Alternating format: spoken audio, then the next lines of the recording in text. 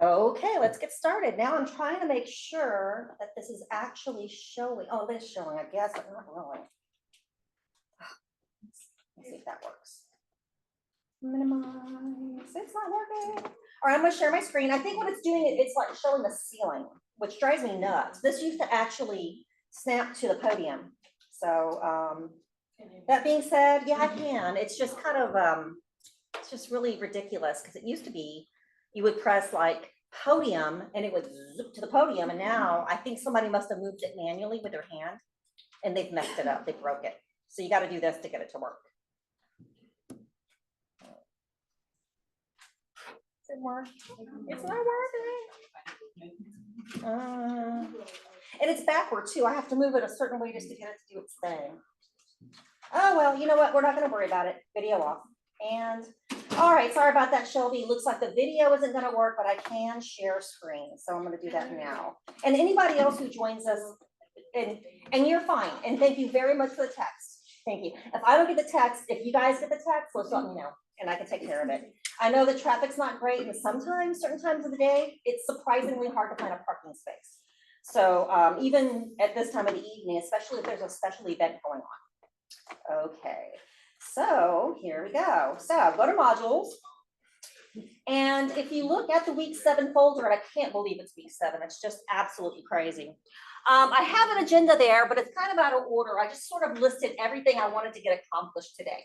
And on the agenda, of course, it's out of order. We're going to do the critical theory presentations first, and then we're going to go over the readings. And then I'm going to talk to you guys about coding your texts or your lyrics. Now, I know that some of you guys, when you posted your idea for like a song or a form of popular media, some of y'all had actual TV shows. That's exciting. And I'm going to send you guys information on how to code something like that. What I have today is really just for like lyrics. So if you have a song that you want to analyze, but you'd rather analyze the whole video, you could use that for the same thing. So so what I'm going to show you is really basic coding, and I double checked everything to make sure it was accurate. I wanted to make sure that if you guys are experiencing this for the first time, I'm not showing you the wrong way. All right, so let's get started. How's everybody today? I'm very sleepy.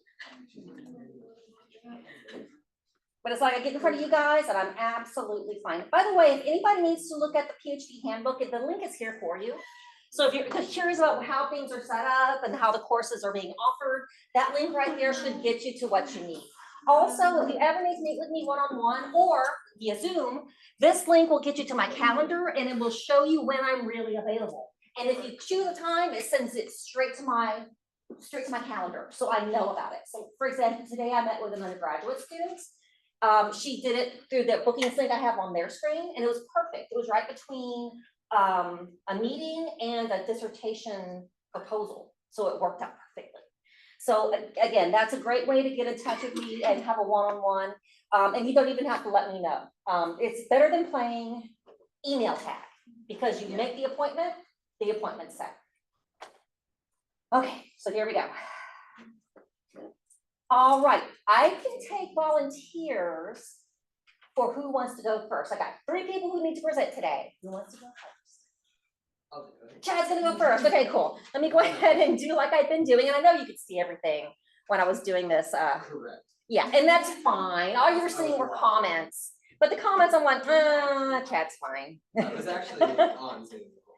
Were you really? Nice. As far as I know. You can ask my app. I had it like while I was taping. They're like, what are you doing? Okay, let me go ahead and get this going. So, tricky part is, I've already graded everything on this one.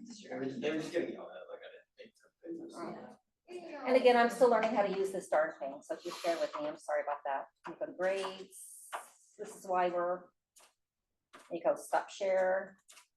There we go. You can't see this either, Shelby.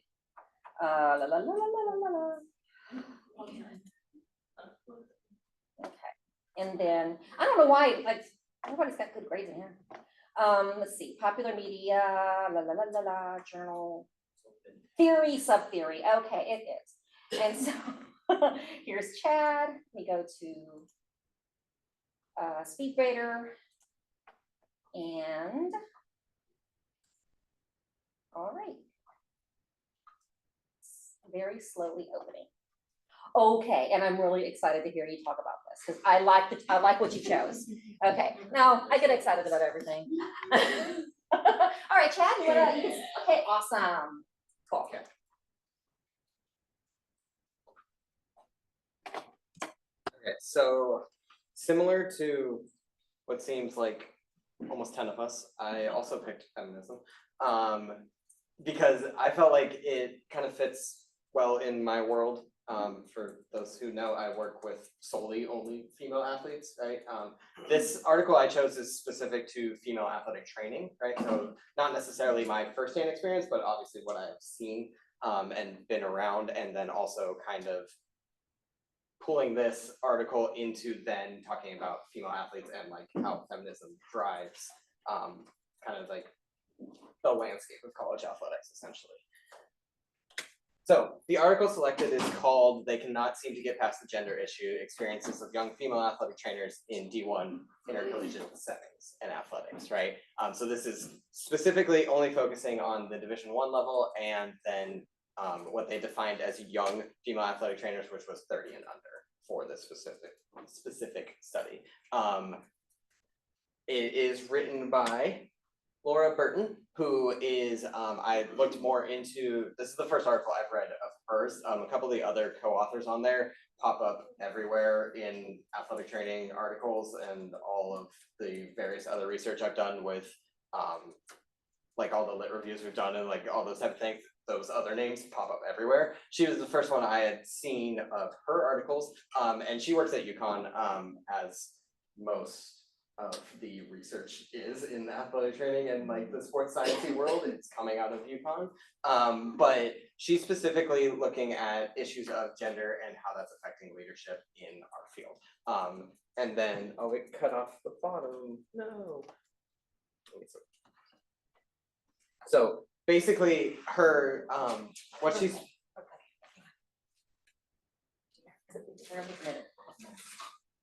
Aha, there we go. There you go. Okay. Okay, there you go. So, basically, she's specializing then also in like discrimination and various stereotypes that are affecting women in these sport leadership type roles. Okay, so in the article, it's using the lens of feminism to look at how they're being marginalized, they being female athletic trainers, whether that is from inability to climb the ranks in terms of becoming head athletic trainers or even taking on more administrative roles. A lot of times you'll see a not intentional bias, I would think, but there is a bias of, okay, I'm just gonna have this female athletic trainer take just their team because like that's all they can handle, right?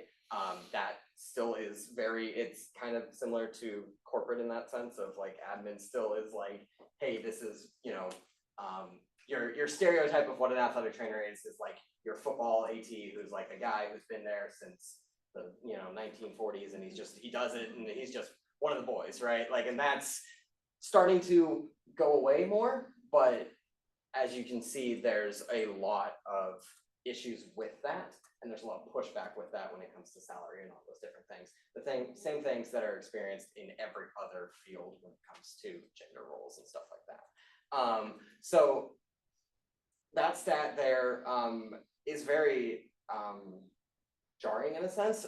If you look at just like our athletic training department here, we have 8 on staff, and we now have more males than we have had. I've been one of 2 males the last like 3 or 4 years. Now we're up to 4 just because of like happenstance. But like, even if you look at like our grad programs, it's all female. And there's we have one male. Yeah. I was one of 3 in my entire grad program. It's not as common for males right now, but they're not making up that gap when they're becoming certified and going forward, right? And so kind of looking at this article dives into why is that happening, and they did it through a various way of making sure that like they did interviews throughout the year because athletic training is a world where, like, if you're not in season with your sport, it's a very different world than when you are in season, in terms of hours, technically your salary, but like some places you're not necessarily all that way. So it depends when you have off time, when you don't, stuff like that. And they then took it a further step of saying the difference between women's sports and male sports at that collegiate levels, right? One of the biggest examples is during COVID when they were doing the bubbles. For the NCAA basketball tournament, is the female athletes had essentially like a weight room about this size that was like supposed to be for all 64 teams that were in there, and the men had, you know, a full-blown facility that they had built for them, right? And it's just those are just like discrepancies that you don't foresee, or you would think that someone would have caught, but it's still happening. And those are like at the highest level, not even just at like our mid-major level of athletics, right? A lot of times, because we are a smaller university, you kind of just like, oh, yep, that's expected, right? But it's still at, you know, your giant, you know, Texas, you know, A&M, like you go to the mothership of A&M, and it's all the same, right? And so basically, nope, there we go. Basically why? And as I kind of talked about, right? Like all of my experience is with female athletes in terms of that is the population that I work with in terms of beach and indoor volleyball. And you can see a lot of the things they have to go through just at this level, or even going forward, that aren't supplied the same way, right? Our men's basketball program kind of runs this place, and they're not that great. And so it's like, they've been to the NCAA tournament, Chad. Sure, we were nationally ranked last year. Like it's just a different scale, right? If like we have been told from our administration, like if men's basketball wants it, they have a blank check to fill out whatever they want, right? There's no budget for them. There's a budget for other sports that are women specific, right? Just little things like that that like you don't see unless you're on the inside of it, but then when you are, it's like, okay, why are those things happening? And is there a difference in those aspects? And then just looking at my coworkers, right, it's pretty well run here, but like the availability of advancement when you look at other jobs and in other areas is not there for women, right? An example I would share that just recently happened, one of my best friends works at Coastal Carolina as an AT there, and she's been there for 5-6 years now, and the most experienced one on staff that's left, because also, like, if you guys have heard me talk, I do a lot of research on burnout stuff, and everyone leaves in our field, so that's just kind of how it works. But they fired their head AT the other day, and they completely just looked over her and picked the brand new guy that had just been hired, you know? And it's like, she didn't really want that role, but like to not even have the opportunity to have that role and to be stuck as like an interim with no pay increase, then it's like, okay, what's going on, right? What's the name? Coastal Carolina. Yeah, the Chanticleer. Sending emails right now. Yeah, exactly. So like just like little things that will continually happen because it is athletics, but kind of driving a force of like how can we draw attention to that and how can we change that? And I think the feminism lens helps with that in a sense, and how that like concept and theoretical framework of that would be able to kind of apply. I was going back and forth a lot between doing feminism or gender theory in that sense, but I wanted more of the female specific part of feminism as opposed to the over-encompassing aspect of gender theory. So there you go.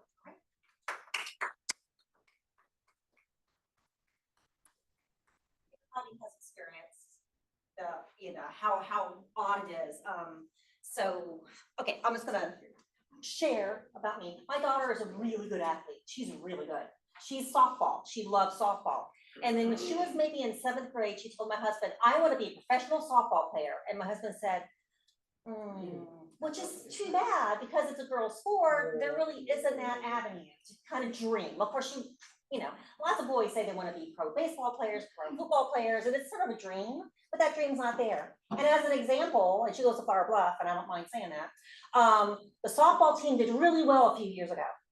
The baseball team, not so much. The baseball stadium or baseball field is huge and it's nice, and everybody gets a banner, even if you're on freshman team. The softball field is the saddest softball field in the district, in the city. And they don't even have AC in there. Well, they didn't. We told our neighbor, Mike Morgan, that the girls' dressing room didn't have AC, and he did something about it, but it's like, basically it's like a temporary solution to the AC problem. And the boys, it's like decked out. So anyway, yeah, it's true, all across the board. And it's, what do you think is the root cause? Well, I mean, I've got my we could be ideas. here for a while with that. Well, yeah. Like, It's culture.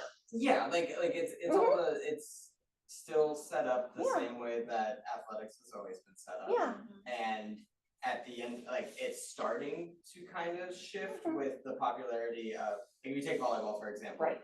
it's growing quicker than realistically any other sport right now. They, you know, last year Nebraska had 100,000 people at a game, right? Which has never been done before, even by like their football team, right?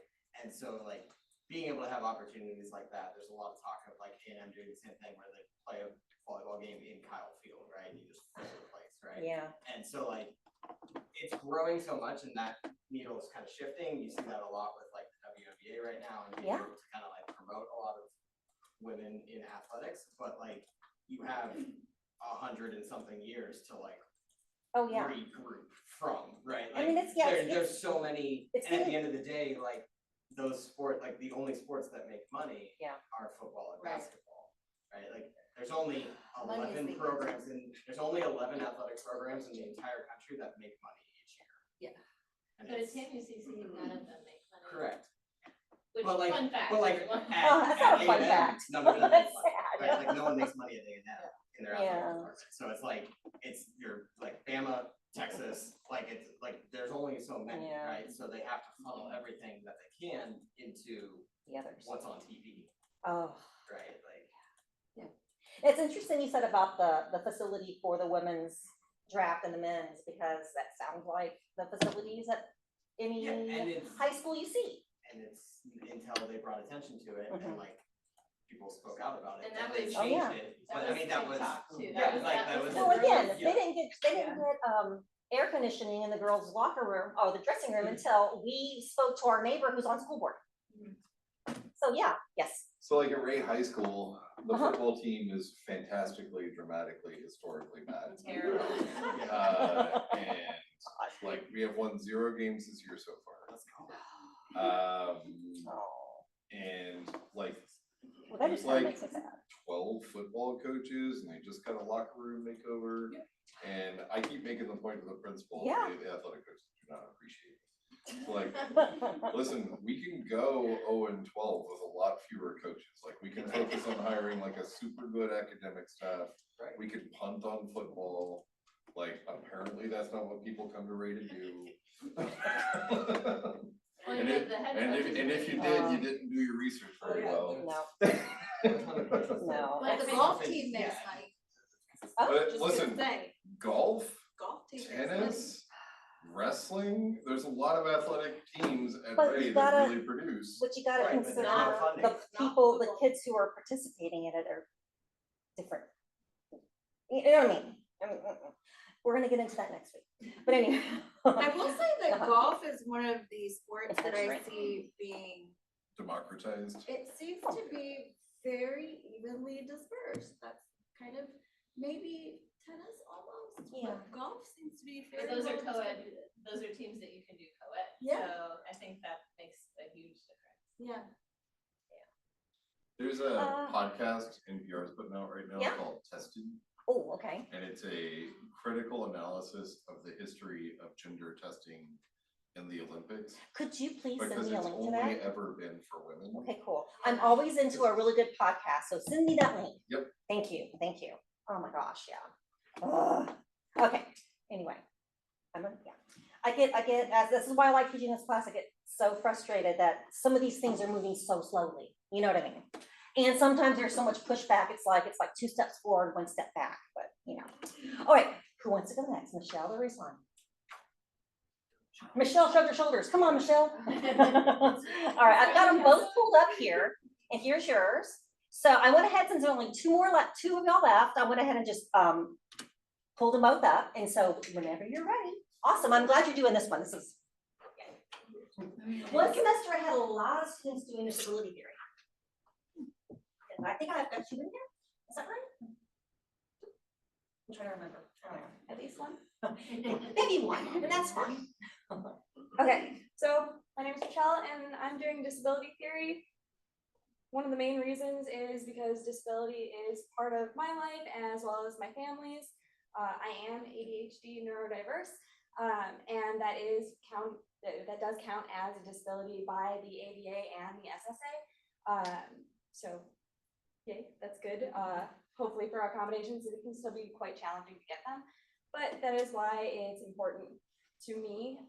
And I'm just very interested in how the brain works from a physiological and a mental perspective, and understanding how they impact our bodies and just our daily lives. Okay. Oh, one other thing on this page that I wanted to say. How disabilities or loss of ability from any aspect can play a role in our quality of life, well-being, and our health is very important to me. Just because, like, as we age, we lose the ability to do certain things, whether it's due to like arthritis or we're losing strength. Now we're not able to do everything that we love. My grandparents, due to disabilities and multiple back surgeries, can't garden anymore, and that's their favorite thing. They can't necessarily go to the grocery store on their own, and that's something that seems to be, even though no one really loves going to the grocery store, it's a piece of independence. So I do think it's very important to learn about how we can make things more accessible all around. Okay, so the article that I chose was Living Disability Theory, Reflections on Access, Research, and Design. I learned that a lot of the research right now is more towards accessibility, and accessibility is a lot of the times on the tools or technology that are aimed towards very specific disabilities or very specific times in which they can be used, instead of how everyone can function at a relatively equal level.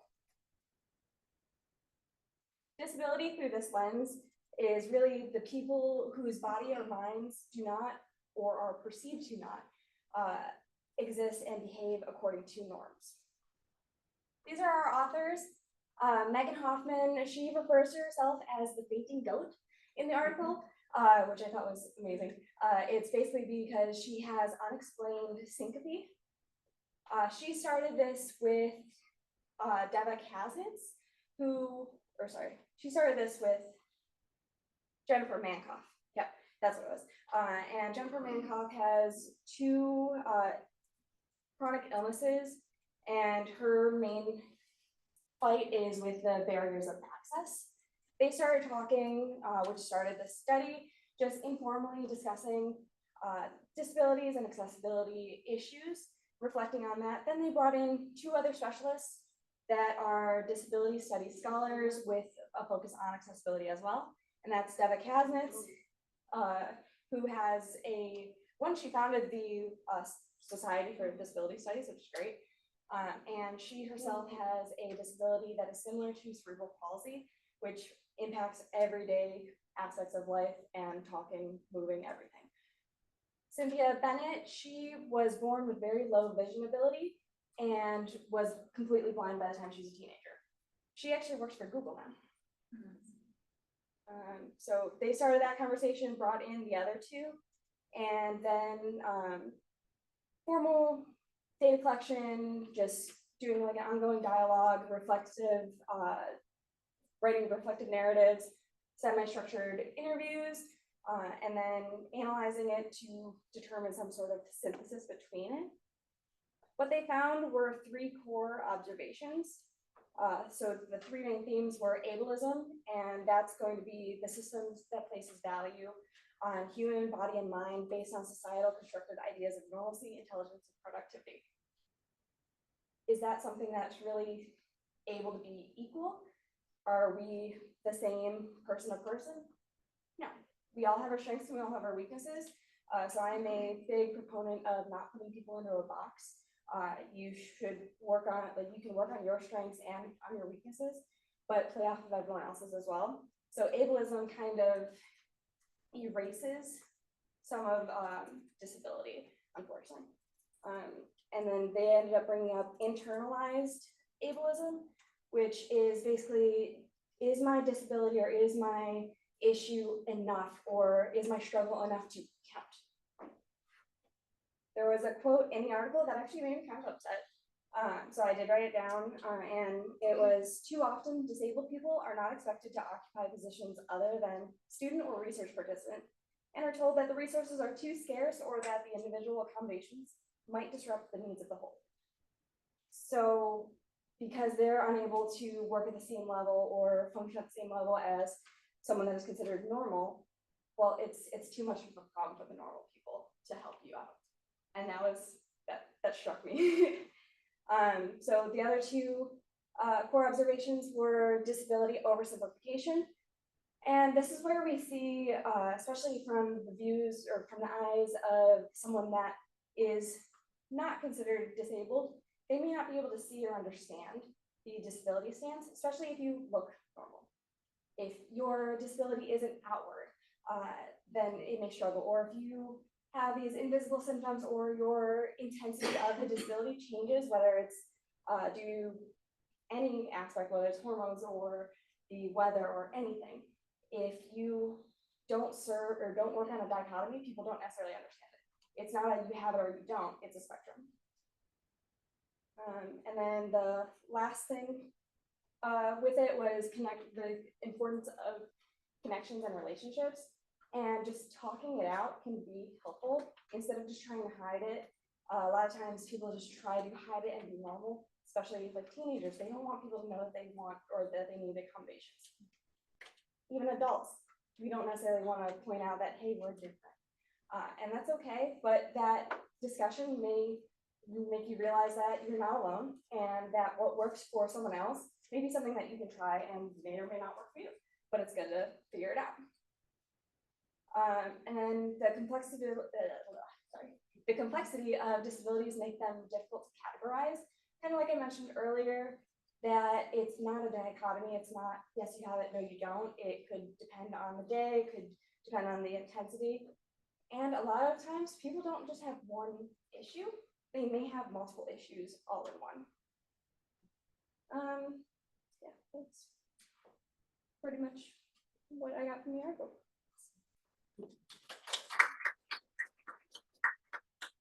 You guys would be surprised at the number of people that you encounter every day who have a hidden disability that they just don't talk about.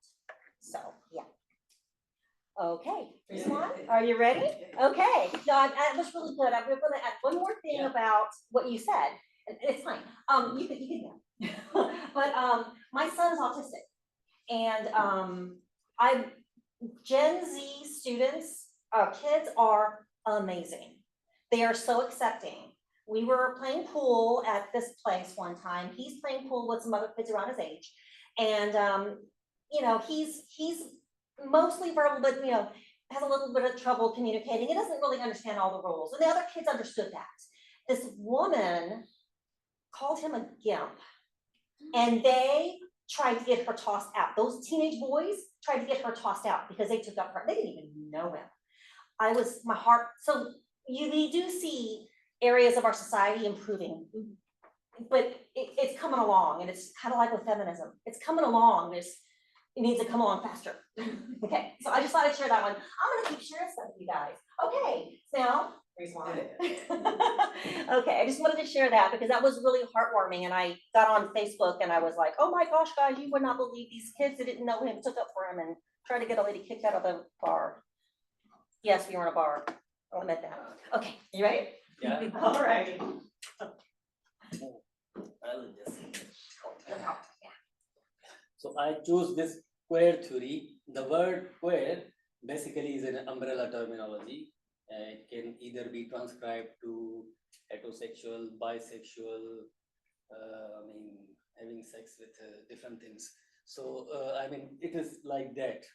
So and you should forgive me my English, okay? So it's not my language, so I really find it hard to be politically correct. So anyways, so I choose this article about transgender community and how to yeah, and this article is written by Fozia Afzal Khan. So she is a professor here in the US in Montclair University in New Jersey. So she has written a great deal about this thing, about this particular aspect, and most of her articles are related to the context of subcontinent or Pakistan. This article talks about queer identity, and it also touches upon the facts related to minorities, sexual minorities, ethnic, religious minorities in the context of Pakistan. So I will, and this article also talks about the historical background. So I will start with to give you a background of the region I am coming from. It's Indo-Pak, we call it, the India, Pakistan, Bangladesh, the region, how it was. So I mean, in order to understand this thing, because right now we are having issue with gender identity. I will come on to it later.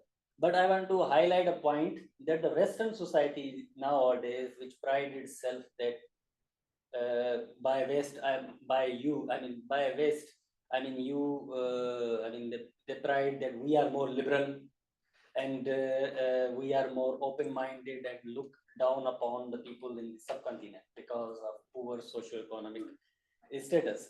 But the fact of the matter is, how liberal we were, you can never be even in your modern times. So what happened in there was British took over in 1857 and in 1858 in the Indian subcontinent, and few thousand, I mean, roughly 100 or 200,000 British army took over the whole region. In order to rule over this region, British had the old formula of divide and rule. So the region was already divided into several princely states. There were ethnic and religious differences or diversity already, but it was not in the mindset of the people there. How to discriminate on those behalf. So British introduced some legislations, some laws into the system, and on those laws, the liberal mindset of those people was corrupted. For example, British introduced some laws, for example, blasphemy laws. To this day, we are dealing with those because later the country when was divided and now hijacked by religious people. So we are still facing that trouble. But the point of the point I'm raising here is that if you go to 2,000 years back, if anybody can search the temples of Khajuraho temples in India, you will see different figurines. I mean, sexual depiction of men, women, animals. There was spiritual connotation attached with those things. If you read the literature of Tantra, if you read the literature of Kama Sutra, so you will see there is some decency in those things, despite those things were considered kind of erotic and too obvious. But during the 60s and 50s, initially it was talkies, then black and white, and those kind of media emerged. We people for the first time saw what pornography really is, because who showed us this thing? The Western world showed this thing to us, and when the first time when we saw, oh my God, what is this? So we were surprised, and to this day, people are hooked on that. So let me give you an example.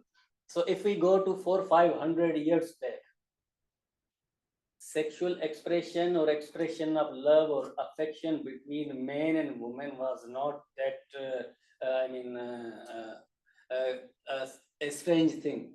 And the queer people or the queer identity that we talk so much about, in our culture, it was, the word was eunuch, because any male, especially it happened in the case of male who was born with a deformed sexual organ. So that because of that they were considered eunuch. So you can see that eunuch and those people actually earned prominence in society. Many of the eunuchs were actually servants, a kind of servants in the houses of Mughal emperors, because they trusted them for two reasons. They were loyal, and also they did not have to fear their wives having affair with them. So that was also one of the reasons. And there is this prince from Persia. So he is expressing his love to a boy. So it was in the literature, in the poetry, in the art. It was not that strange thing back to our culture, our system. But the problem is here. If you go to the Bible and you will see Lut chapter, and even in Islamic tradition, you will hear Hazrat Lut alayhi salam. It is about sodomy, yeah.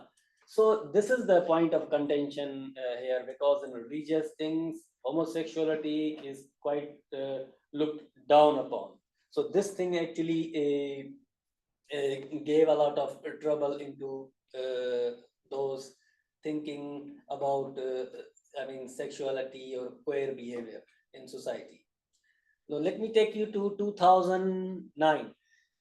Long before the Me Too movement or the kind of vocalism we see in gender identity today, in 2008, a case was lodged by some transgender people in Pakistan Supreme Court. A larger Supreme Court bench sat and they gave a verdict finally after 1 year's hearing that finally paved the way for gender identity.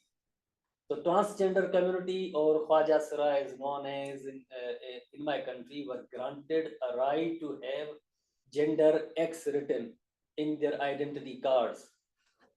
Long before them, it was up to them whether they want to identify as female or male in their gender identity card. This legislation or this Supreme Court verdict actually paved the way for gender identification. Then in 2000, in 2018, an act was passed. It was Transgender Protection Act. So this particular legislation gave right, if a person wanted to identify himself or herself as gender X, they could do so, because this law paved the way. But unfortunately, the situation right now we are in, after a couple of years, until recently 1.5 years or 2 years earlier, then within the parliament, because democratic parties have to compromise on so many things. So some religious groups started to make noise that this particular act is giving or paving a way for homosexuality in the country. So what happened in this ruling that was undoing the Transgender Protection Act in 2008 was that it gave right, instead of a person, a committee formed by the government that comprised a doctor, it comprised a religious priest. They will decide that what a person is supposed to be. Whether if a person is saying I'm a transgender, I'm a female or whatever, so that committee will make a decision on that instead of that person. So in terms of queer or transgender or gender identity, we are here up to this stage at the moment. Yeah, thanks. Thank you.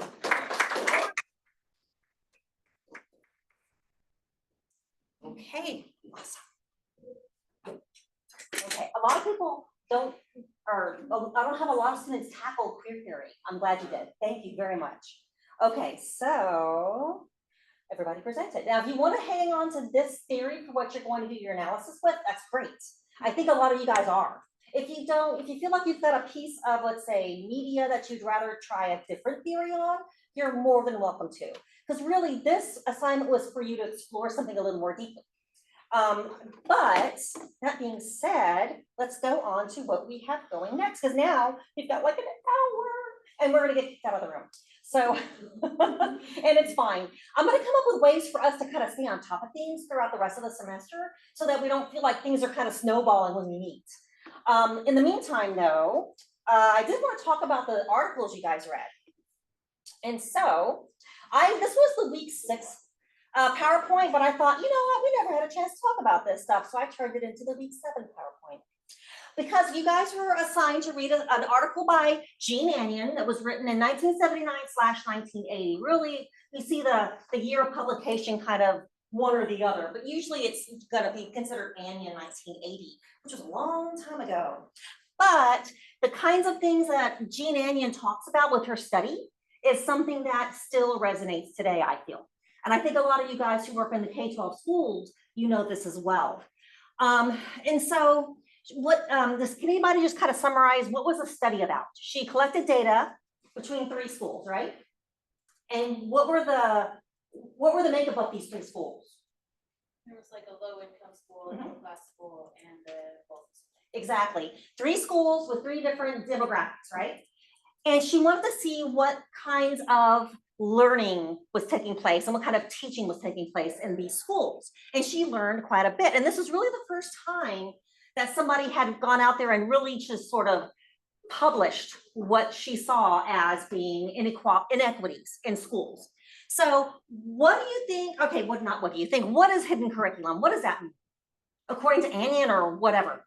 The thing you're teaching without knowing you're teaching it. Exactly. The underlying assumptions that your curriculum is built on. Right, the things you don't say, the way you present yourself, the way you treat another person, and the way that teaches them about their place in society.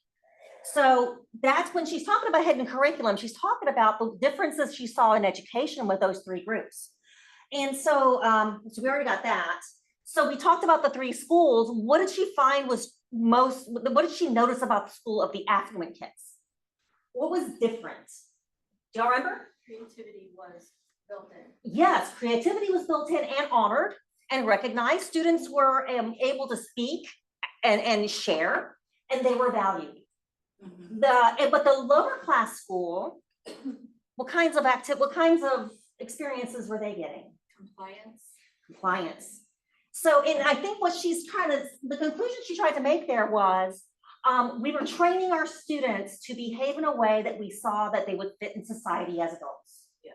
So we're training our lower class or our lower socioeconomic students to become factory workers, to become service workers, things like that. And your upper class, we're more being prepared for like management.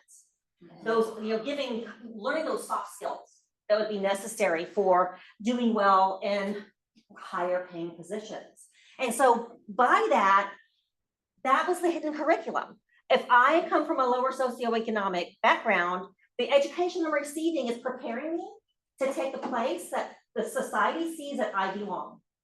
And so students are kind of stuck in these little pockets. And so, trust me, she made some people very, very angry when she published her findings, because the schools didn't really know what she was studying. And when she published it, it was an eye-opener for a lot of people. And so let's think about today. Has a lot of this changed? No. Not really. And I kind of feel like that 3 Mile podcast brings it to light, right? It might not look like public school, although it does. I'll tell you what, I was doing a study in 2013 on my own, and I was collecting data from different schools and different teachers, and I visited a lot of schools in San Antonio area. I went to South San ISD, which is where I went to school, a lower socioeconomic group. I went into their schools and it was just quiet. You'd go in there, I would wait for the principal to talk to them about, interviewing a teacher, and it was just so quiet. It's kind of eerie. Then, for example, I would go to Comal ISD in this really nice brand new school, and you could hear kids laughing and talking in the cafeteria and the hallway. And it's reminded me of the Onion article. You know, they're given a whole lot more license to be themselves and to share their thoughts and, you know, just kind of experience school. Whereas the kids at Dwight Middle School, it was almost like locked down. No one's allowed in the hallway. So that it was still happening in 2013. And according to the podcast, it was still happening in 2015. So we're thinking about the main character was Melanie, right? Is it Melanie? In the first. In the first half, right? Melanie. So let's think about Melanie. Melanie kind of had a meltdown. Why did Melanie have a meltdown? Well, she realized what path in life was already planned for her, and that was very shocking. Yes, it was. She didn't Because want to subscribe to that. right, so there was like a student exchange program where they would visit a school, and then they would have students from that school visit the other school, and she was in the group from the lower socioeconomic public school that went to the private school 3 miles away. And what she saw was how she imagined high school should be like, but that wasn't what she was experiencing. And she was a very determined, she was a very dedicated student. And so it was interesting because first they're wondering, why is she so upset? And then when they find her, she talks about it because that's not what that's what she wanted, but she knew that you had to pay for that. And that wasn't fair. So that was really sad, but it's also eye-opening because we see that here today. We have kids who are attending public school, and we have kids that are going to school at Incarnate Word Academy, which is a very good school, but it's expensive. And so, but we see that sort of thing here as well. There, you know, the facilities, you know, gosh, what am I trying to say? Facilities, the opportunities for the school you pay for is going to be better than what we're getting at the public school. And just me being on my political bandwagon, now they're trying to pull money from the public schools to get to the private schools. And I'm like, no, even though my 2 kids went to Catholic school for elementary, we understood we're gonna have to pay for this. We're paying our tax monies for the public school, but that's fine because we want them to go to the smaller school. It's in our little small town. It was fine, but we don't see that necessarily being a motivation for a lot of parents. And that's unfortunate. So I'm off my political bandwagon. Okay. When I'm looking at people's political, when I'm looking at what their slates are, I look for things like that. And I know whether or not I want to vote for them. So I think you guys can guess who that text message is from. Okay. So yeah, and so these are really good discussion questions, but I think we kind of covered it. It was a really good podcast. And later in the semester, I'm gonna send you guys to watch a movie when we start doing disability theory. And I'm trying to decide between 2 of them, because there's one really good one. And there's another one that just came out on Hulu, but who has Hulu? See what I mean? I don't have Hulu. I don't want to watch it. And I'm gonna watch it, even though I have to hack in and steal it, right? I wanna watch it. But it's about people's experiences with disability. One of them has to do with the creation of the, guys, I got very little sleep last night, I don't even know why.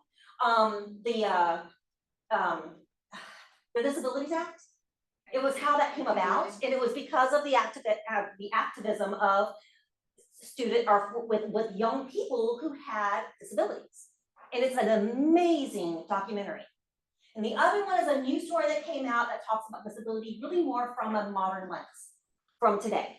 And so what I might end up doing is assigning half to pass one and half to pass the other. And then we come together and kind of compare. So we'll see how we do that, okay? But I like kind of giving you guys different types of experiences like that because I feel like they're really worthwhile. And I really hope that a lot of people are watching these and learning from them. Okay, so we're gonna stop right there because if I keep going, we're gonna run out of time because I wanna talk about coding. So I'm changing gears, so I'm gonna slow down. Okay, we already kind of shared with this, according to Bell Hooks, why is it difficult for some students to really share their experiences? How do some students feel when they go to a college classroom based on their high school experiences? Sometimes you don't feel like your voice is honored, right? And I think that's what Bell Hooks is getting at. So if you guys are working in higher ed, take that into consideration and call on all your students. Because you might have a student in there who maybe has been, their hidden curriculum wasn't, their voice wasn't valued, but they need to understand that they do have as much educational opportunity as the other kids in the classroom. Okay, now, if you didn't bring your lyrics, it's okay, because today we're gonna learn about coding. I came up with this PowerPoint this week before I realized that was like way early. And I'm like, oh my gosh, we have some of you guys who want to do videos. You want to do you want to do a film. I think one person wants to do a film. Another one of you guys want to do a TV series, which they're fantastic examples of the theory that you're looking at. So what I'm going to kind of illustrate for you right now, it's not going to necessarily work for you. I'm trying, were you the one with who was doing the TV show? That was really cool. I think that's a great idea. And then another person was a film. Probably mine, What was it? the Barbie movie. The Barbie movie. I'm like, well, that's awesome because oh my gosh, it is so, it goes so deep into the feminist theory. It does in a way that's like, that's why some people got really annoyed and upset about it. I watched it on a plane for the first time and I was Yeah. like ugly crying on the plane. I was like, the Barbie movie? Why? It's so good. It is really good. I was surprised. I thought it was just gonna be, oh, it's gonna be for kids. No, I loved it. I brought the I'm just Ken lyrics. Okay, so what I kind of created this based on my materials in my office and what I did with my students last semester. And so these are just qualitative coding basics. And some of you guys who are first semester students with the university, with the program, you don't know what I'm talking about, and that's okay. Qualitative and quantitative are two different types of ways of analyzing data. Quantitative is when we look at numbers and we run it through some stats and we take a look and see if changes are significant or growth patterns. But qualitative really kind of looks at things through the eyes of people, the people it affects. So I just kind of came with y'all a really quick synopsis of what it is. If you want more information, click on the little links. But qualitative research focuses more on exploring subject information as the context surrounding the data. So in other words, I know that I can look at a study that shows the efficacy or the effectiveness of a certain strategy with kids, but I do know from experience that the context where I'm teaching it, I may not see the same sorts of effects. That's where qualitative data comes into play. It often uses techniques like coding to categorize and label segments, which we're going to talk about and look at today. It's an iterative process. It involves multiple rounds of analysis, and it aims to provide in-depth understanding. So it's not just about the what, it's also the why. And the goal of qualitative data is to transform raw and structured information into meaningful insights. And we do that through using a theoretical lens.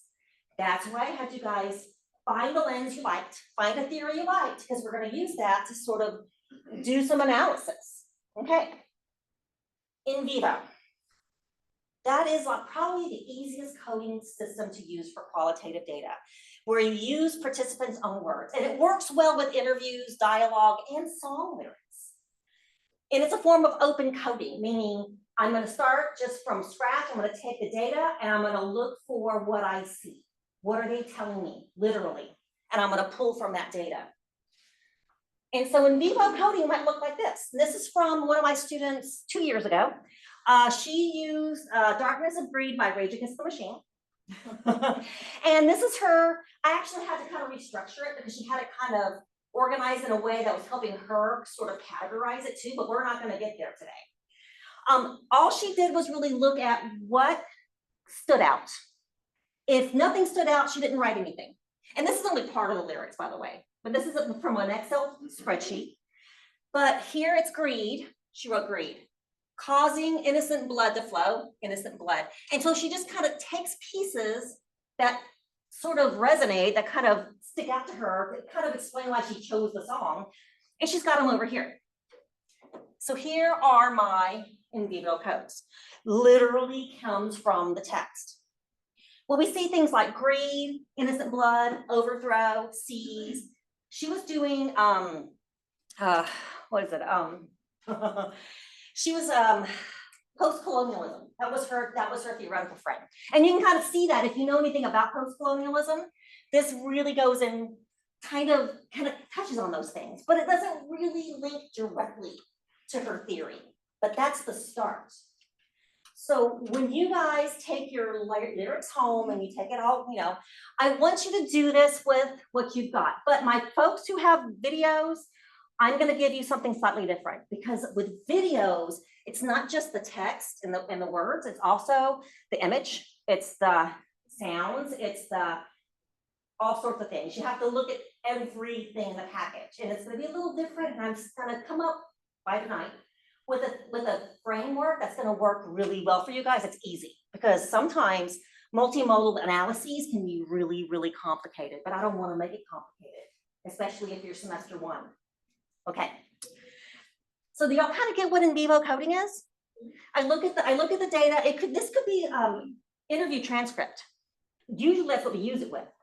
Interview transcript, or maybe a teenager talking to me, and I'm pulling from what they said, and I'm pulling it over off to the side or whatever to sort of get an idea of what, in general, the person said. In this case, what the lyrics are telling us. Okay? Yeah. For example, in the interview, Yeah. should we make course based on complete sentence, because this is Yeah. taking bits and pieces? Oh, absolutely. Well, sometimes, yeah, in interviews, it's gonna be complete sentence, right? It'll be transcribed exactly. But then you're gonna pull what they said and pull the pieces that have meaning, that you think has kind of given you a feel for what they're really trying to say. So yeah, coding is mushy. Qualitative coding is mushy. And the best way to learn it is to practice it. So guys, when we meet again, you're gonna bring me what you got, and we're gonna look over it. I'm gonna give you feedback, and you're gonna be okay. And I'm not gonna grade you hard, because for some, I think about a third of this class, you just started your program. You haven't taken any of this coursework yet. So I'm not expecting everyone to know what to do. I learned how to code by sitting side by side with my professor, and he showed me what he was doing. He had me practice it while he watched, and then he let me go. So yeah, it just kind of takes practice. And I thought this one, and this is a student who now is she's now a doctor, Dr. Marilyn Nickel. That was her song 2 years ago. So, and that's what she did. And eventually you're going to, when we meet again, we're going to do a second cycle of coding, and we're going to use theoretical coding. And it's specifically designed to integrate what your theory is and your first cycle codes, which are all those in vivo words and phrases you've kind of pulled out, right? Here, it's not as hard as it looks. You're gonna have to do a little bit of homework, but I think you guys have done the homework when you just did your presentations. You guys have already dug into a theory. So you kind of have some concepts in mind that kind of surround that theory. Yes, ma'am? So our first round, Yeah. it doesn't necessarily, like whatever's resonating doesn't Yeah. necessarily have to be exactly. No, not yet. No, not at all. Not at all. So like with Marilyn, yeah, these kind of, she was able to kind of group these. So like Innocent Blood, she had them color coded, and I wish I'd brought the color coded version. She was able to pull them apart and color code them in a way that it was doing this theoretical coding. And we're not there yet. I just want you guys to worry about in vivo coding for right now. So theoretical coding, here's what I want you guys to prepare. Just kind of think about. Start with your initial codes, and then you review your theory and think about what are the main issues, topics, points that are being made through this theory, right? Chances are one of them is already equity, right? Because that's what critical theory is. It's about equity. But it might be, if I'm looking at critical race theory, it could be about racial identity, right? It could be about things related more specifically with what I've read about that theory. Then when you're done with that, and I'm not even going to get to it yet, but once you're done with that, we do the rest. And we're going to do this in class, so don't worry about it. We're going to do this in class. You map your initial codes to those concepts. Where does this go? Does it go with this concept, or does it go with this concept? Or do I just not use it? You might have initial codes you don't even use. You may have initial codes, let me kind of look back at hers. You may have one line, and I don't have an example here, where there's two different things you write here, and they may have different meanings, and that's okay. But what you'll do is you're just going to basically start organizing them based on topics and ideas from your theoretical frame. Does that kind of make sense, Michelle? I hope so, yeah. I know you and who all's first semester persons? There we go, okay, awesome. So, yeah, and it's honestly, you're fine, you're fine. I know you're not, Lawrence, I know you're not. No, but I mean, the point is, we're gonna practice it, and I had students last. Oh, you haven't done. Yes, I have. Okay, 2 years ago, I had one student who, used the song, oh goodness gracious, it was by the Carpenters. And it was kind of a love song that she worked in the special ed department with students who had to be in a separate classroom because they were learning life skills and whatnot. She would sing it to the student in a way to make them feel normalized. The problem with her song was there really weren't any parts of that lyric that would kind of, you could like pair with disability theory. So what I had her do was narrative theory. I said, write a translation of what was meant by the song. And I had her do a narrative analysis, and she was scared to death because that's kind of scary. But it worked. It worked. And she was like, oh, I don't know. It was really good. But I have a feeling everyone's going to be able to tie their theory directly to what it is you're looking at. I already know what y'all are looking at, so I know it fits. And then create new codes, modify existing ones, and analyze how well it explains your data. In other words, what does this song say about feminist theory? And I'm saying that because I think, like you said, half the class is doing feminist theory, and that's fine. Okay, so references, yeah, I was gonna do the references, but I thought, nah, y'all can just click on these little links. It'll take you where we're at. So there we go. If you want to learn more, we have more. All right, so that's what I would like you guys, if you've got your lyrics with you right now, to kind of start looking at and start doing your in vivo codes. Probably the easiest way to do that, and I'm getting deer caught in the headlight looks from a few of y'all. I don't mean to do that to y'all. Let me see. Yeah, I was gonna pull one more thing in here, but it didn't really match. So we do something different with this information than we did 4 years ago. 4 years ago, I had students pick a song and just write a PowerPoint about how they think it related. But then I thought it'd be so much better for you guys to actually do some analysis, real analysis. So that's what we're gonna do instead, okay? So if you've already got your song or your story or your film or your TV show in mind, if it's not lyrics, I want you to look for an excerpt from your show or your movie of about 15 minutes. And we'll do like just something really short, maybe even 10. And we'll just kind of use that as your analysis piece.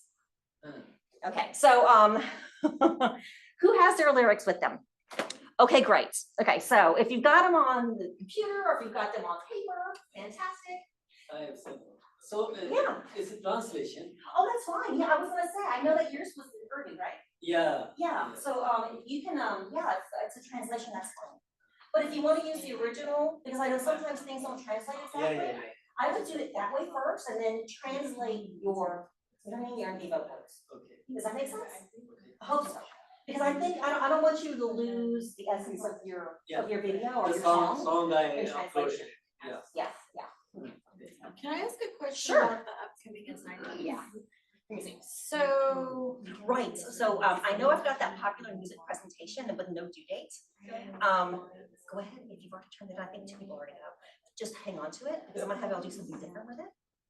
I just wasn't Sure. sure if that was what we did a couple weeks ago. No, it's not. And then You also, already got, wait for it. Everybody got theirs turned in, so that's. okay, so Mhm. for the final Yeah, paper, let's wanna talk about that right now. is that supposed to be related to It can or it doesn't have to be. I recommend that it does. the music assignment that we're doing now? And is that supposed to be related to the paper or the poster? And is that supposed to lead to the paper? Gotcha, okay. All right, that is a very good question. Would you just have a look? Sure. This is how. Oh, nice. Okay, do you think that are the translations pretty spot on or are they kind of? Almost. Okay, if they're a little wonky, then you know. Sign in English though? No, I want you to use that song. Okay. I liked it. Okay. Just, you just might wanna, yeah, I mean, if you feel Yeah. like this is really actually saying this, Yeah. then use it, Okay. because you know what it means. So, when do you need, actually, my laptop is dead, that's why I'm using it. Okay, that's fine. When do you? No, you're good. All right, so good question over here real quick before we move on. The question about the assignments coming due, right? So this analysis you're doing is going to become your poster. Okay. The popular media analysis will later become your paper. And so, and I keep picking on poor Marilyn. So basically, this was Marilyn's, this was on that song, yeah, the song by Rage Against the Machine. She did her analysis and did a paper, or did a poster on it. So this is going to be based on this media activity you're doing. So it looks different. I can show you lots of them. B. Flores, hers was all in pink. It was beautiful, my favorite color. I said, yay, pink. And hers was actually a video. So she was able to use a video and do a multimodal analysis on hers. The paper is, and I'm thinking, I'm gonna have y'all start maybe working on that starting next week. I would recommend you start with the theory that you're working on now, because it's gonna help you get it done faster. But basically with the final paper, and I don't think I've really talked to y'all about this since like the first week of class. So let me go ahead and pull it up here real quick. Because I don't wanna let that go and then we're all like, oh no. And this is so slow. Is this slow for you guys too when you try to pull stuff up? Yes. One day I tried to get into Canvas and it told me that Canvas was busy and it kicked me out. So yeah. Okay, so let me scroll, and here we go. Reflective journals, of course, theory paper, theory and popular culture. Now this is your poster, which is gonna come, kind of come from what you're doing now. The paper, so the purpose of that assignment is to build a more critical understanding of one field of critical pedagogy. Choose a theoretical perspective and present a particular theorist and, well, present a particular theorist or theory. I need to update that. And their views. Describe and explain their contributions or its contributions, including strong and weak points from a historical perspective. And then, yeah, it's like, and I've got more on Blackboard. I thought I fixed all that. Okay, so yeah, and I do have a rubric in here. And if it's not showing, then shame on my computer and not showing. Here we go. Pedagogy paper rubric. They're the same. Oh, but it didn't transfer over rights. None of Oh, the that- yeah, rubrics. that's I hate that. You have to redo all your rubrics. Okay, I can. But this gives you an idea of what I'm looking for, right? Organization strong, aided by the flow of the paper. Paper clearly and accurately presents how the theory or theorists, I had it right there, relates to education, classroom instruction, and then the paper was coherent in APA format. And even if I'm gonna look in the sky when I say this, even if you're used to writing in a different type of format, I need APA, because that's what your dissertation is gonna have to be in. I'm saying that because I know some of you guys prefer Chicago or MLA. Okay, I know who they are. Or AMA. I'm figuring it out. Oh my gosh, okay. No, it's honestly, I think Chicago and AP are very similar. MLA, I don't think I ever learned MLA in high school. So when I see stuff in MLA, I'm just like, what on earth is this? But I've learned enough so that when my English majors turn a paper into me in the undergrad classes, I don't mark off. I'm like, they're using MLA, they're fine.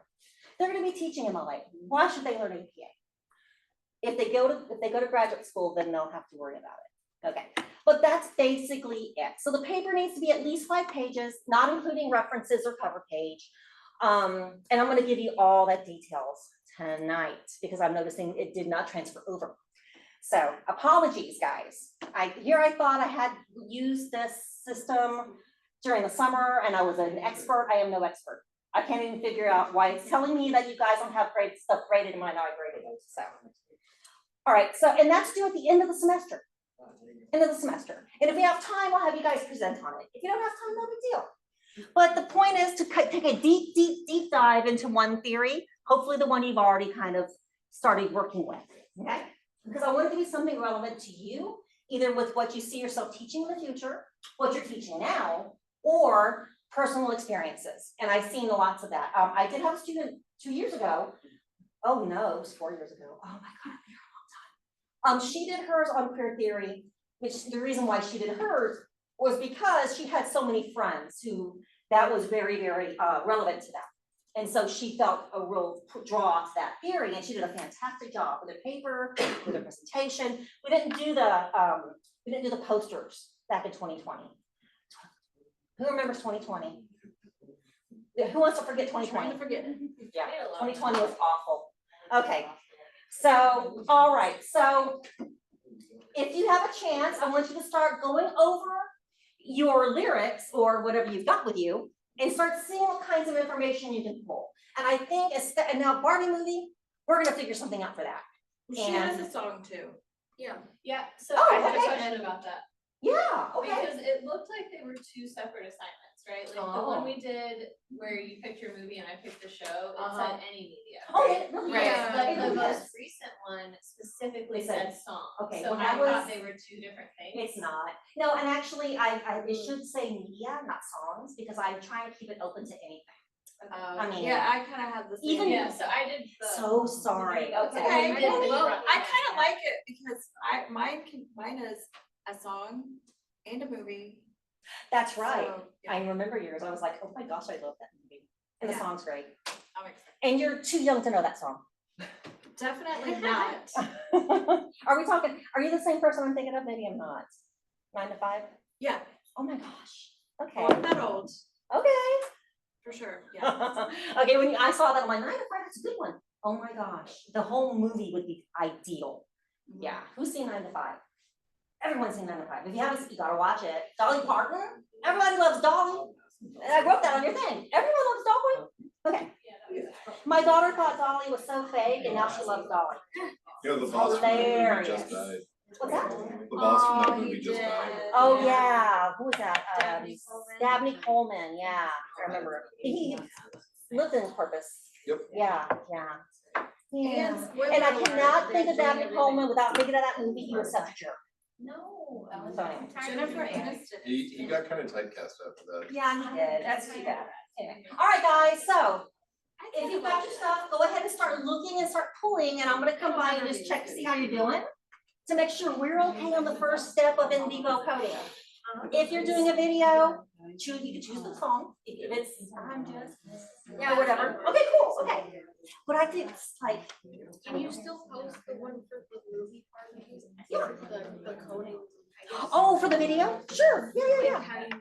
Yeah, I was actually working on it earlier when I was in my office, but I've been in meetings all day. And I gotta simplify it because it's like you look at the visual, you look at the auto, you know what I mean? It's all these things you consider and how they come together and Not what just meaning a it makes. transcript, but. Exactly. It's a It'd be multimodal like analysis. an observation. Exactly. Yeah. Yeah. What do I see? What do I hear? Yeah. And so I might keep it simple like that. What do you see? What do you hear? And it also goes into color and blah, blah, blah, blah, blah, blah. I'm like, no. We're not doing that. I have so many notes. That's right. Oh, yeah. Yeah, awesome, awesome, okay. So, yeah, if you'll have it, just start trying to pull those things up. Which was yours? Oh my gosh.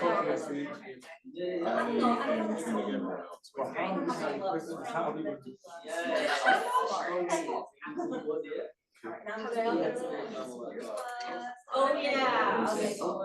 Oh, gosh, that's a good one. And no, I did notice you guys chose music and stuff that related to what's. Oh, she will be the one who. And yours is. Oh, Oh, theory. Look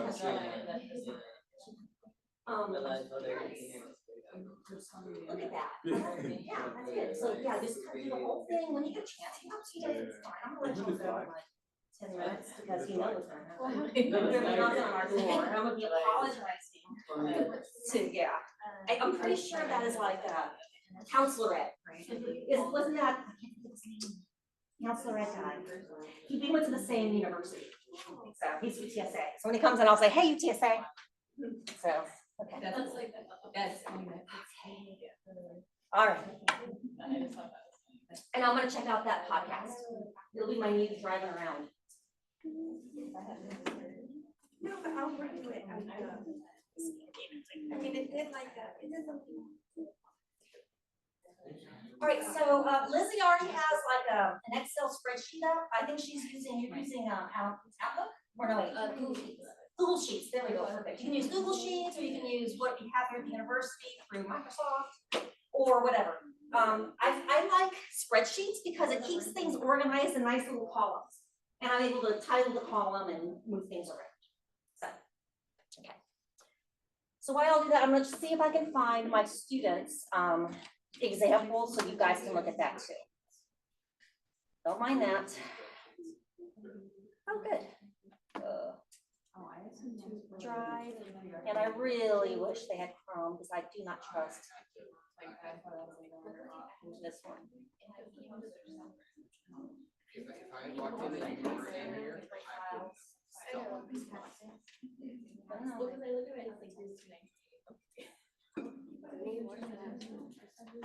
I have another question. Sure, yeah. Okay, so, in the assignment turn-in module. Yeah. There was a popular music presentation upload. Yeah, leave that alone. If you already done it, just leave it alone. Okay. Because I'm gonna add something to it. Okay, cause I submitted the song part. That's okay. A lot of people, I think 2 or 3 of y'all turned it in. I'm like, oh no, that's right, that's sitting there. I forgot to hide it. So, but yeah, we're gonna do it just later when you guys are ready to share your findings. Okay. Yeah, yeah. Yeah, you weren't the only one. And I haven't touched them yet, so. I'm like, okay. And I think you can submit as often as you need. I think that's like a you've got default, which is unlimited so nice. Submission. Yeah. No, I like that because when we had Zoom, it was like, you had to go in intentionally and change that. And I was constantly, oh, that's right, I gotta go fix that. Okay. Wait. 6392. There we go. I don't know why it wasn't showing up on the main screen.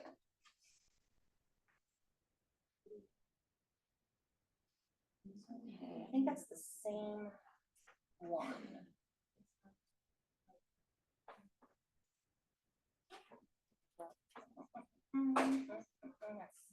Already seen that one. That's the original student work 2017. That's not going to be the same thing. Oh,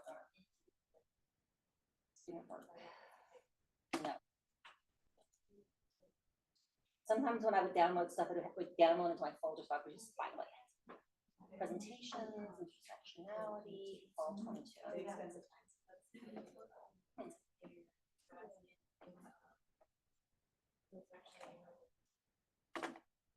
Okay. So I'm actually having y'all do more with this than I had in my class 2 years ago. This is Craig Brashears. He is really interested in animated films. And his song was Someday My Prince Would Come from the Disney movie. And here's an example of some things that he did. This is how he organized his. He had the lyrics from Snow White, from the Dwarfs, words or phrases in categories. And so that's the way he actually did his. And you'll notice that it really is literally the lyrics. And then he kind of skips the first cycle on this one, but his second cycle kind of came down here. These are the themes that he thought kind of reflected what the song was saying about feminist theory through the lens of Snow White. So yeah, that was Craig's. I'm hoping this helps. I hope. Let me go see another one real quick. And I don't know whose I'm pulling up, so just, I apologize. Oh, that's, y'all have already seen that one.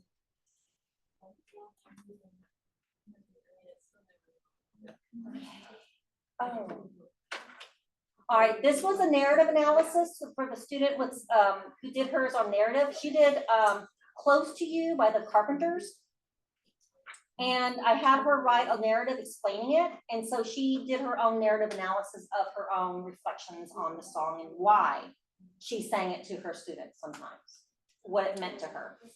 So that was a hard one because it didn't directly tied to disability theory, but in her mind, it meant everything. So there's that.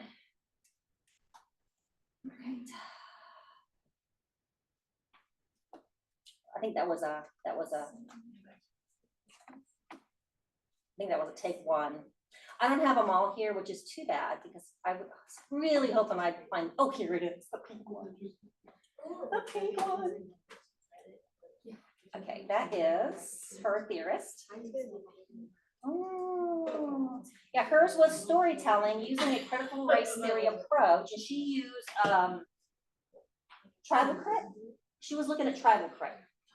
So again, just to kind of look at her coding scheme that she shared on this, it's hard to see because every time I try to scroll, it tries to re-center stuff. Here we go. So what he did is a little bit more, hers was more multimodal. So this might be similar to what I have you guys do with videos or films. So it's lyrics and scene detail. There weren't a lot of lyrics to her song. It was a music video. But she did write down kind of snippets and then initial and process coding over here. Gloomy City Life as an image. And it really talks about the difference in the gosh, for lack of a better word, the main character's identity interacting with his indigenous identity and the identity that he had to take on in the city. So it was really interesting. I loved her story, or the song she had. It was really good. Okay, so that's the share. That was my first jab in this class at doing that, so it's gonna be better this semester.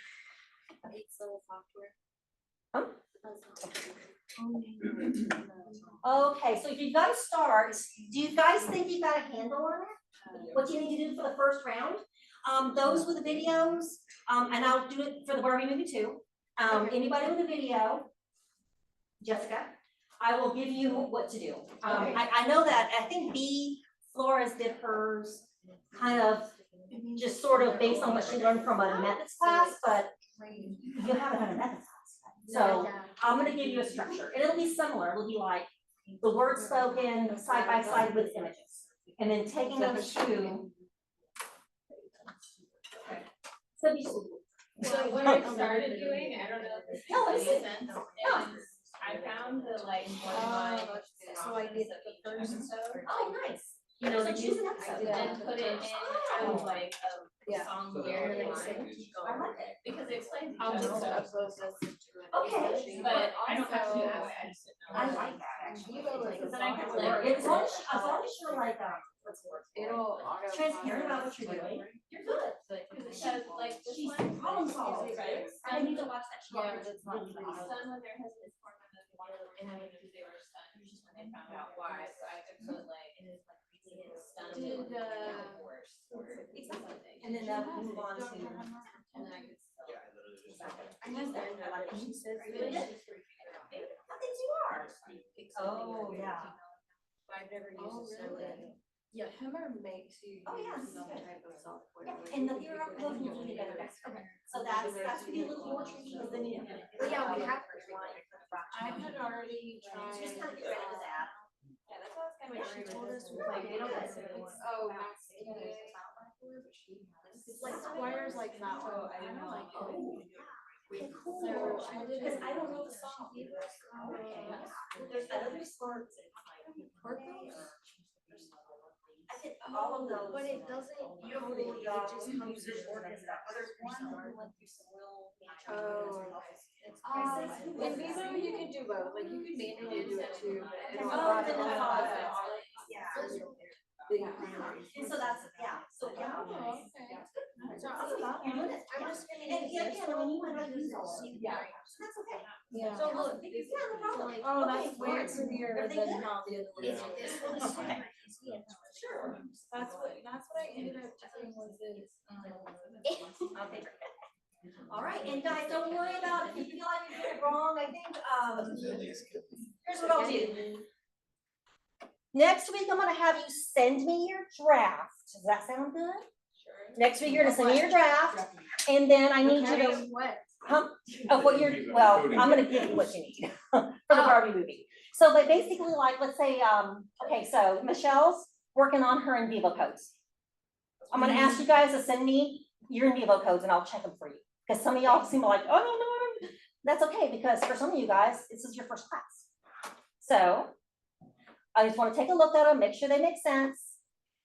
Yeah, and it'll kind of make you feel confident when we see each other in a few weeks that you're ready to move on to the second cycle coding.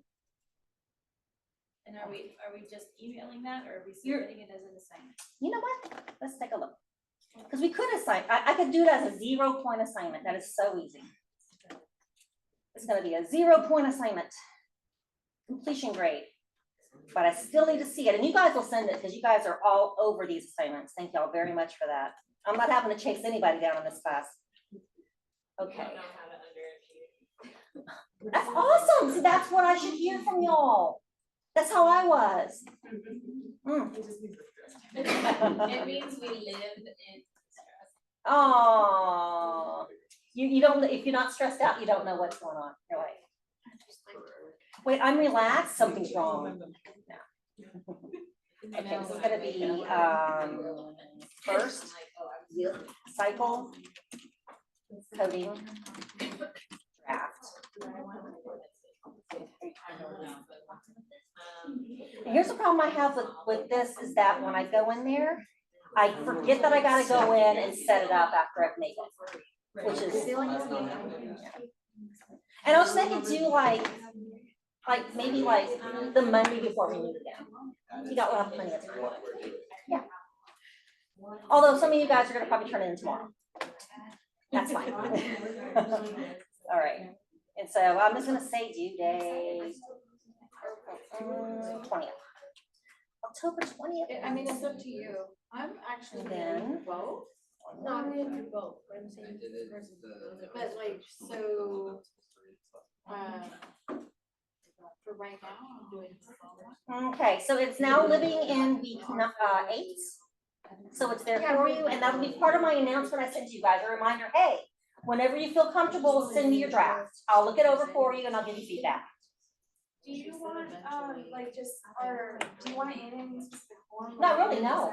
So I've set it up where you can send a file like an Excel, or you can like send just copy and paste it into the body of the, I've got it set up so there's a variety of ways. If you've got it on Google Sheets, you can do the link. I even have it set up so you can add a link. So yeah. And it's 0 points, it's for feedback. Okay, well, you guys are free to go whenever you feel comfortable. Lizzie, Here's what I'm gonna do. he is such a good kid. I get hard to forget he's here. Yeah. Don't worry about that. Oh, yeah. So Oh, no, I that's the just prior downloaded one. this Oh, and nice. just And downloaded another one. something. So this is Urdu, Go to this grades. is English. Okay, So great. based on the English, I just make both. Okay, yeah, use it, but make sure that you're happy with the translation. Yeah, yeah, If the yeah. translation doesn't change the translation, because Otherwise, sometimes Google Translate really well. no, Google Translate, I'm not using Google Translate. Oh, you did it yourself? No. It was already in the video. Well, you know what? Fantastic. They already. This one, she's done great. It's the correct one. Fantastic. Yeah. Yeah, so yeah, the English part, you know, and the. I understand this language also. So how do you suggest? So what I can do is So like prior to your worries, like the word. I think your worries and fire. I'm gonna stick to English. Honestly, that's what you did. You know what that is? That's okay. I Do you know what I mean? Yeah, I know what I mean. So you got me the whole thing, that's fine, but you know how like the same. Yeah, and maybe this one, but. You So can yeah, look so for choose the the words you feel like bring a little bring it backwards. Yeah. and We're then gonna it do was it like- whole, I think that whole first sentence is. Just because That I is did that that. kind of is the tone, right? It's about being Yeah. passionate about. When this is due, how should I select this You person? see, Michelle, you can, or maybe it was Jessica, somebody. You can send it to me as a Word document. Word Or you, document. yeah, you know what Yeah, I you don't can do here? think that It's I'm just, gonna maybe get highlight the the words and phrases you want. Okay. Highlight them and I'll know that you're in Viva. Because see, he's got it in. But I'm gonna send you a message. Do Do you want me to take them? Yeah. I can use Vivo. If I do,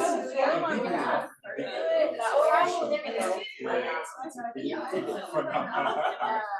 So, Otherwise, but, I'm trying to use, my husband has had surgery other, on his knee. other, what happened? So translating. Oh, right. there's So I've actually got it here. like Okay, okay. And also these are some of the things There's a now ticket and I and know some of the there's things a that I shirt can use, like, because this word doesn't go with, He's been having some so issues. some of Like those the other things day at work, I'm gonna take it off, but he heard I it think like I have snap. about 5. And songs then- that actually go with the internet. It's So like, will I actually submit all these to you? and I was like, I don't think that's a problem. So I've got it set up on, Canvas for you to look any way you want. How Then I'm gonna like show you how that. Hopefully, we're using it all the time. Hopefully I remember to share. All right, Shelby, I'm gonna stop sharing and I'll stop, Zoom. I will see you next week.